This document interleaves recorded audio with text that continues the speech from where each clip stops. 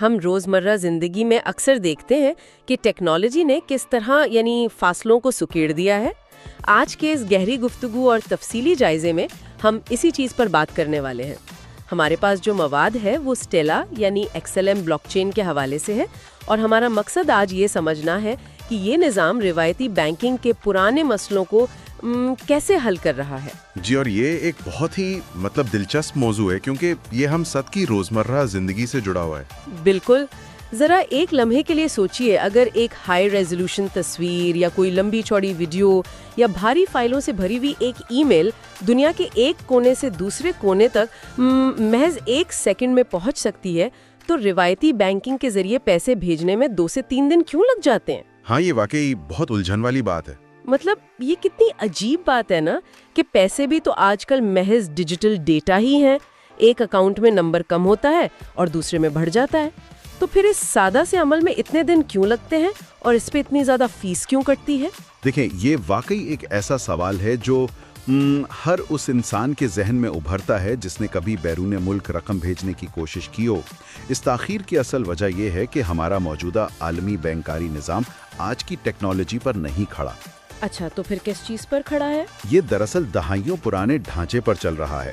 ہوتا یہ ہے کہ جب کوئی شخص ایک ملک سے دوسرے ملک پیسے بھیجتا ہے تو وہ رقم براہ راست نہیں جاتی، وہ مختلف درمیانی بینکوں سے ہو کر گزرتی ہے، جنہیں کورسپونڈنٹ بینکس کہا جاتا ہے۔ یعنی بیچ میں کئی مڈل مین ہوتے ہیں؟ بالکل، اور ہر درمیانی بینک اپنا وقت لیتا ہے، اپنی فیس کاٹتا ہے اور اپنے کھاتوں میں اس کا اندراج کرتا ہے۔ یہ بالکل ایسا ہی ہے جیسے ایک خط مختلف ڈاک خانوں سے ہوتا ہوا اپنی منزل تک پہنچے۔ ہاں، تبھی اتنی دیر لگتی ہے۔ جی، اور اسی سست روی اور مہنگے پن کو ختم کرنے کے لیے اسٹیلر کا تصور سامنے آیا۔ اسٹیلر کوئی عام کمپنی نہیں ہے جس کا کوئی CEO ہو، بلکہ یہ ایک ڈی سینٹرلائزڈ اور اوپن سورس نیٹ ورک ہے۔ اس کا سیدھا سا مطلب یہ ہے کہ اس کا کنٹرول کسی ایک ملک یا ایک حکومت کے ہاتھ میں نہیں ہے، بلکہ یہ دنیا بھر میں پھیلے ہوئے ڈسٹریبیوٹڈ نوڈز کے ذریعے چلتا ہے۔ یہاں 1 منٹ کے لیے رکتے ہیں۔ یہ ڈسٹریبیوٹڈ نوڈز تو سننے میں بڑی بھاری بھرکم تکنیکی اصطلاح لگ رہی ہے۔ ہاں، بظاہر ایسا ہی لگتا ہے۔ میرا مطلب ہے، اگر اس کا کوئی مرکزی سرور نہیں ہے، کوئی ہیڈ کوارٹر نہیں ہے جہاں سارا ڈیٹا محفوظ ہوتا ہو، تو پھر یہ نظام چل کیسے رہا ہے؟ کوئی تو ہوگا جو تصدیق کرتا ہوگا کہ بھئی فلاں شخص کے اکاؤنٹ میں واقعی اتنے پیسے ہیں۔ بالکل، آپ کا سوال بہت جائز ہے۔ اس کو ہم ایک بہت سادہ سی مثال سے سمجھتے ہیں۔ فرض کریں کہ کسی ایک مرکزی بینک کے پاس ایک بڑا سا رجسٹر ہے جس میں تمام حساب کتاب درج ہے، اور وہ رجسٹر صرف اسی بینک کے مینیجر کے پاس ہے۔ ٹھیک ہے، یہ تو ہو گیا ہمارا روایتی نظام۔ اب اس کے مقابلے میں ڈسٹریبیوٹڈ نوڈز کا تصور یہ ہے کہ پوری دنیا میں ہزاروں آزاد کمپیوٹرز موجود ہیں، اور ہر کمپیوٹر کے پاس اس رجسٹر کی ایک کاپی موجود ہے۔ یعنی سب کے پاس وہی سیم رجسٹر ہے؟ جی بالکل۔ تو جب بھی کوئی نیا لین دین یا ٹرانزیکشن ہوتی ہے تو وہ تمام کمپیوٹرز آپس میں فوری رابطہ کرتے ہیں اور تصدیق کرتے ہیں کہ ہاں بھائی، اس شخص کے پاس واقعی اتنے پیسے موجود ہیں، اور پھر بے وقت اپنے رجسٹر میں وہ اندراج کر لیتے ہیں۔ واہ! ان ہزاروں کمپیوٹرز کو ہی دراصل تکنیکی زبان میں نوڈز کہا جاتا ہے۔ اس طرح کوئی ایک شخص یا ادارہ اس رجسٹر میں ہیرا پھیری نہیں کر سکتا، کیونکہ اگر وہ کرے گا بھی تو باقی تمام نوڈز فوراً اس کی غلطی پکڑ لیں گے۔ صحیح، یہ بات تو مجھے اچھے سے سمجھ آ گئی کہ یہ کنٹرول کیسے ہوتا ہے۔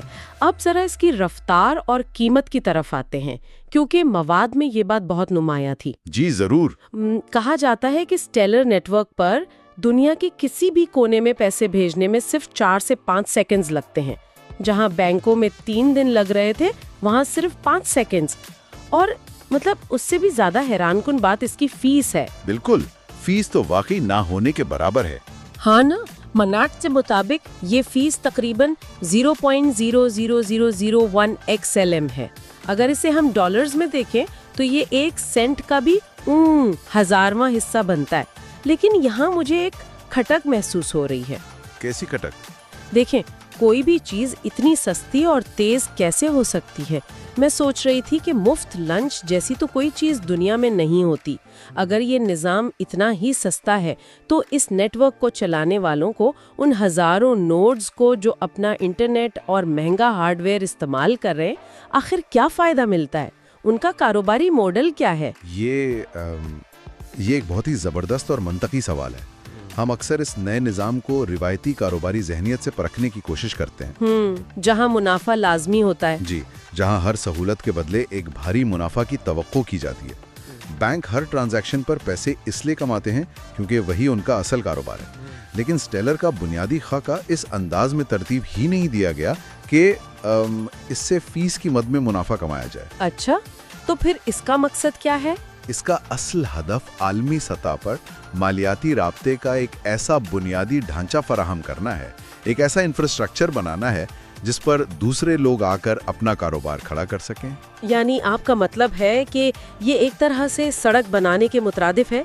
जैसे सड़क बनाने वाला हर गुजरने वाली गाड़ी से शायद टोल टैक्स ना ले, लेकिन सड़क के बनने से इर्द गिर्द के तमाम कारोबार चमक उठते हैं। बिल्कुल दुरुस्त।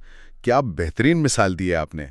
जो कंपनियां और बड़े इदारे स्टेलर के नोट्स चलाते हैं, वो इसलिए नहीं चलाते कि उन्हें इस 0.00001 फीस से अरबपति बनना है। सही। वो इसलिए चलाते हैं क्योंकि उन्हें अपनी रोजमर्रा की आलमी अदायगियों और बिजनेस के लिए एक इंतहाई महफूज और तेज तरीन नेटवर्क दरकार होता है। वो इस नेटवर्क पर अपनी मालियाती सर्विसेज, अपनी एप्स और प्रोडक्ट्स बनाते हैं और फिर उन सर्विसेज से मुनाफा कमाते हैं। मैं समझ रही हूँ। तो ये बुनियादी ढांचा जितना मजबूत और सस्ता होगा, उनके अपने कारोबार को उतना ही ज्यादा फायदा होगा। तो अगर हमने एक सस्ती, महफूज और तेज तरीन डिजिटल सड़क बना ही ली है, तो फिर मेरे जहन में एक और सवाल आता है, इस सड़क पर सिर्फ पैसे ही क्यों भेजे जाएं? बिल्कुल। मतलब किसी भी कीमती चीज की मुंतकली क्यों ना की जाए? और गालिबन यही वो मोड़ है जहां हम असासों की टोकनाइजेशन की तरफ आते हैं। हमारे ज़राए में ये तस्वुर मुझे बहुत ही दिलचस्प लगा था। जी, एसेट टोकनाइजेशन इस टेक्नोलॉजी का एक बहुत बड़ा पहलू है। इसका मतलब ये है कि हकीकी दुनिया के असासों जैसे सोना, जमीन की कोई जायदाद या किसी कंपनी के शेयर्स को ब्लॉकचेन पर डिजिटल टोकन्स की शक्ल दी जा सकती है। ये तो बिल्कुल ऐसा ही हो गया कि किसी शख्स के पास सोने की एक भारी और कीमती ईंट हो और वो किसी जादुई तरीके से उसे एक डिजिटल PDF फाइल में तब्दील कर दे। हाँ। और फिर इस PDF फाइल को दुनिया में कहीं भी किसी भी शख्स को महज एक ईमेल की तरह भेज दे। ये सोने की ईंट और PDF वाली मिसाल इस पेचीदा अमल का नक्शा खींचने के लिए वाकई बहुत ज़बरदस्त है। लेकिन जाहिर है हकीकत में थोड़ा सा फ़र्क होता है। जी, यही मैं सोच रही थी, क्योंकि PDF तो कोई भी कॉपी कर सकता है ना। बिल्कुल। अगर किसी ने इस सोने की PDF को अपने कंप्यूटर पर कॉपी करके 100 लोगों को भेज दिया, तो क्या 100 सोने की ईंटें बन जाएंगी? फिर तो कोई भी इस निज़ाम पर एतबार नहीं करेगा। तो ये भरोसा कैसे कायम होता है कि ये महज एक बेवकात कॉपी पेस्ट की हुई डिजिटल फाइल नहीं है? यही पर स्टेलर का एक बहुत अहम जुज़ मैदान में आता है, जिसे एंकर्स कहा जाता है। एंकर्स, ये क्या होते हैं? एंकर्स दरअसल वो हकीकी और काबिल एतमाद मालियाती इदारे या बैंक होते हैं जो इस हकीकी असासे यानी उस सोने की असल ईंट को अपनी महफूज तिजोरियों में रखते हैं। अच्छा, यानी सोना वाकई मौजूद होता है? जी बिल्कुल। जब सोना उनके पास महफूज हो जाता है तो वो इसके बदले स्टेलर नेटवर्क पर एक डिजिटल टोकन जारी करते हैं। अब ये टोकन PDF की तरह कॉपी नहीं हो सकता, क्योंकि ब्लॉकचेन का निज़ाम, जिसे हम डबल स्पेंडिंग कहते हैं, यानी एक ही चीज को 2 बार खर्च करना, इसे नामुमकिन बना देता है। डबल स्पेंडिंग नहीं हो सकती। जी। पूरी दुनिया के वो हजारों नोट्स जिनकी हमने बात की, वो इस बात की गवाही देते हैं कि ये टोकन सिर्फ और सिर्फ एक ही अकाउंट में मौजूद है। अब जिसके पास वो डिजिटल टोकन है, कानूनी और तकनीकी तौर पर उसी के पास वो सोना है। वाह। और जब वो शख्स चाहे, वो टोकन वापस उस एंकर इदारे को देकर अपना असल सोना हासिल कर सकता है। इसका मतलब है कि हम रिवायती दुनिया के ठोसपन को डिजिटल दुनिया की तेज रफ्तार के साथ जुड़ रहे हैं। ये वाकई हैरानकुन है। लेकिन इस सारे निज़ाम में एक खला मुझे अब भी महसूस हो रहा है। वो क्या? ये तमाम डिजिटल असासे, मतलब डॉलर के टोकन, सोने के टोकन, यूरो के टोकन, ये आपस में बात कैसे करते हैं? फर्ज करें एक शख्स के पास अमरीकी डॉलर के टोकन है और वो किसी दूसरे मुल्क में बैठे शख्स को यूरो में अदायगी करना चाहता है। रिवायती निज़ाम में तो एक्सचेंज रेट कटता है, दिन लगते हैं। स्टेलर पर यह अमल लम्हों में कैसे हो जाता है?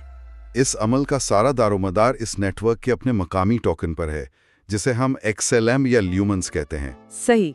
ये XLM दरअसल इस पूरे माहौलियाती निज़ाम का ईंधन भी है और एक पुल भी। जब डॉलर से यूरो में पैसे भेजने हों और उन दो करेंसियों की आपस में कोई बराह रास्त मार्केट मौजूद ना हो, तो स्टेलर का निज़ाम एक ब्रिज करेंसी के तौर पर XLM को इस्तेमाल करता है। यानी ये एक तरह का यूनिवर्सल ट्रांसलेटर बन जाता है जो दो मुख्तलिफ ज़बानों या करेंसियों के दरमियान बगैर किसी रुकावट के राब्ता करवा रहा है। बिल्कुल।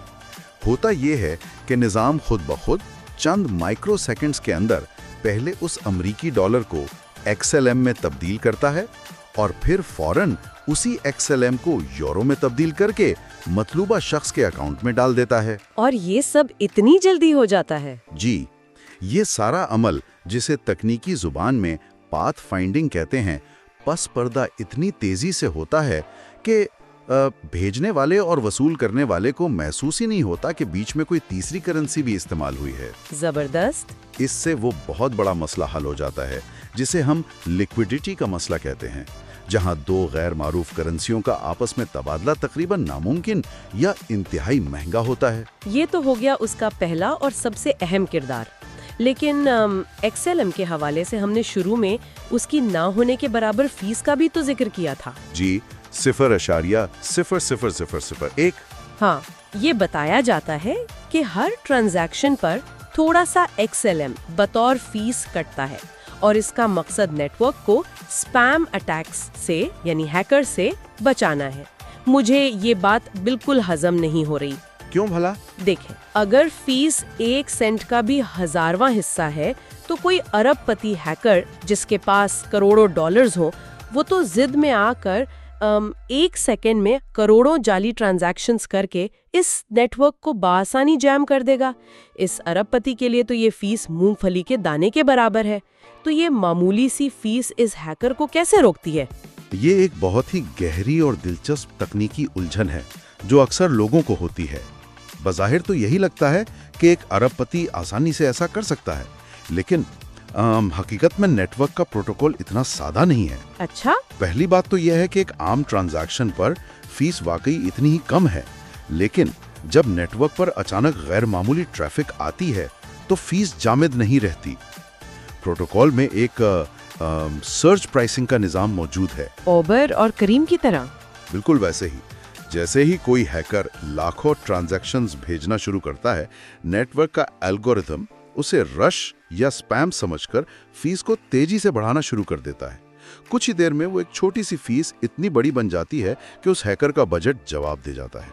अच्छा, यानी जितना बड़ा हमला होगा उसकी कीमत उतनी ही तेजी से आसमान को छुएगी। ये तो बहुत ही जबरदस्त दिफाई हिकमत अमली है। जी, और सिर्फ यही नहीं बल्कि नेटवर्क के नोड्स एक खास हद से ज्यादा बेकार ट्रांजैक्शंस को खुद ब खुद नजरअंदाज करना शुरू कर देते हैं, जिसे रेट लिमिट करना कहते हैं।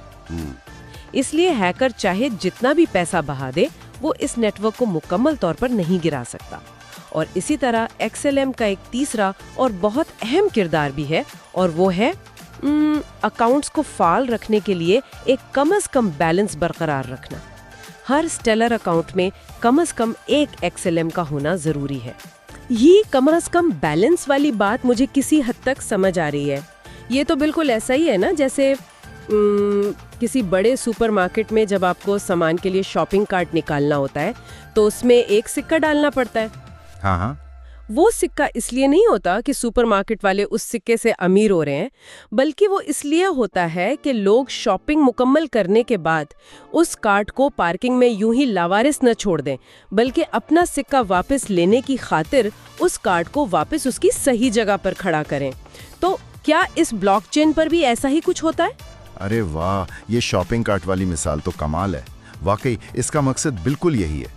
ब्लॉकचेन की दुनिया में ऐसे खाली और फालतू अकाउंट्स को डस्ट अकाउंट्स कहा जाता है। डस्ट अकाउंट्स यानी कचरा? जी, अगर ये कम से कम बैलेंस की शर्त न हो तो लोग करोड़ों की तादाद में ऐसे बेकार अकाउंट्स बनाकर छोड़ देंगे जिनमें कुछ भी नहीं होगा। इससे पूरे नेटवर्क के डेटाबेस का साइज इतना बड़ा हो जाएगा कि उन हजारों नोड्स के लिए उस सब का हिसाब रखना अजाब बन जाएगा और निज़ाम की रफ्तार बहुत सुस्त पड़ जाएगी। सही। तो वो जो एक XLM का रिजर्व है वो दरअसल वही सिक्का है जो इस डिजिटल कार्ड को पार्किंग में लावारिस छोड़ने से रोकता है, ताकि पूरे निज़ाम की कारकर्दगी मुतासिर न हो। अब तक हमने जो भी बात की वो तकनीकी लिहाज से तो बहुत मजबूत और मतलब शानदार लग रही है, लेकिन एक आम ख्याल या यूं कह लें कि एक तनकीद ये होती है कि ब्लॉकचेन और क्रिप्टो की ये सारी बातें, ये रफ्तार, ये सिक्योरिटी, ये सब बस नजरियाती हद तक ही अच्छी होती हैं। अमलन ये प्रोजेक्ट्स दुनिया के पेचीदा मालियाती निज़ाम में कहीं इस्तेमाल नहीं हो रहे। तो क्या वाकई ऐसा है? क्या हकीकी दुनिया के बड़े इदारे इस टेक्नोलॉजी पर संजीदगी से काम कर रहे हैं? देखें, ये तनकीद कई क्रिप्टो प्रोजेक्ट्स पर तो शायद दुरुस्त हो सकती है, लेकिन स्टेलर के मामले में हकाइक बिल्कुल मुख्तलिफ हैं। IBM जैसी आलमी सतह की टेक्नोलॉजी कंपनी ने बाकायदा स्टेलर के साथ मिलकर IBM वर्ल्ड वायर के नाम से एक पूरा निज़ाम वज़ा किया है। ओह, IBM ने? जी, जिसका मकसद ही सरहद पार अदायगियों को तेज़ और सस्ता करना था। ये कोई मामूली बात नहीं है कि इतनी बड़ी कॉरपोरेशन अपने मालियाती हल के लिए इस नेटवर्क का इंतखाब करे। इसके अलावा दुनिया के कई मरकजी बैंक्स यानी सेंट्रल बैंक्स भी स्टेलर के नेटवर्क पर अपनी डिजिटल करेंसियां जारी करने पर तजुर्बात कर रहे हैं। अच्छा, जब मरकजी बैंकों की बात आती है तो एक और बड़ा सवाल सर उठाता है। मरकजी बैंकों के हवाले से तो आमतौर पर हम यही सोचते हैं कि वो तो क्रिप्टो के सख्त खिलाफ होते हैं। जी, आम तासुर यही है। और दूसरी तरफ ब्लॉकचेन के बारे में ये भी बहुत मशहूर है कि ये इतनी बिजली खाती है कि बाज़ औक़ात एक पूरे नेटवर्क को चलाने के लिए एक छोटे मुल्क के बराबर तवानाई ज़ाया हो जाती है। तो फिर ये मरकज़ी बैंक और ये बड़ी कंपनियां जो आजकल माहौलियाती तहफ़्फ़ुज़ पर इतना जोर देती हैं, वो एक ब्लॉकचेन पर क्यों आ रही हैं? आपने बिल्कुल सही धुखती रग पर हाथ रखा है। जो ब्लॉकचेन्स बेपनाह बिजली इस्तेमाल करती हैं वो दरअसल प्रूफ ऑफ वर्क के उसूल पर चलती हैं, जैसे कि बिटकॉइन। अच्छा, प्रूफ ऑफ वर्क? जी, इसमें हजारों सुपर कंप्यूटर्स आपस में रियाजी के इंतहाई पेचीदा सवालात हल करने की दौड़ में लगे रहते हैं ताकि कोई नई ट्रांजैक्शन पास की जा सके, और इस मशक्कत में बेपनाह बिजली ज़ाया होती है। लेकिन स्टेलर इस तरीके पर काम नहीं करता।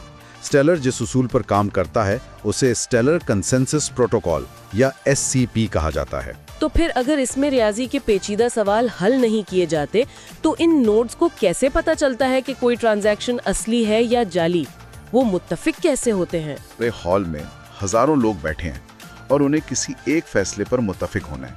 ठीक है। अगर हर कोई बेवक्त बोलने लगे और बहस करने लगे तो बहुत शोर मच जाएगा और घंटों कोई फैसला नहीं होगा। लेकिन अगर हर शख्स ये तय कर ले कि मैं सिर्फ अपने इर्द गिर्द बैठे हुए इन 5 लोगों की बात पर भरोसा करूंगा जिन्हें मैं ज़ाती तौर पर जानता हूं, और वो 5 लोग अपने इर्द गिर्द के मजीद 5 लोगों की तरफ देखें, तो नतीजा क्या होगा?